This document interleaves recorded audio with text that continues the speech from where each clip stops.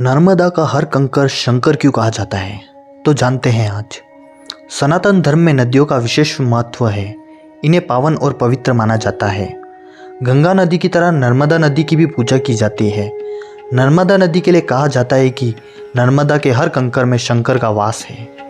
क्या आपको पता है कि नर्मदा का हर कंकर शंकर क्यों कहा जाता है? आइए जानते हैं।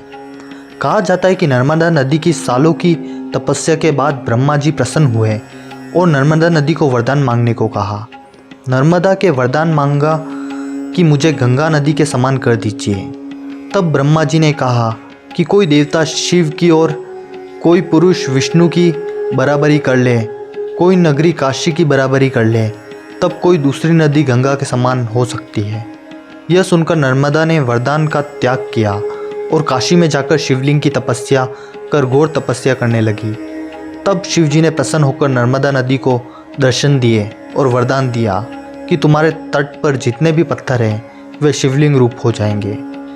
शिवजी ने नर्मदा नदी से कहा कि गंगा नदी में स्नान से पाप नष्ट हो जाते हैं, पर तुम्हारे दर्शन मात्र से ही सारे पापों का निवारण हो जाएगा। तभी से नर्मदा का हर कंकर शंकर कहा जाने लगा। नर्मदा नदी के पत्थरों को नर्मदेश्वर शिवलिंग कहा जाता है। सभी तरह के शिवलिंग में से नर्मदेश्वर शिवलिंग का विशेष महत्व है।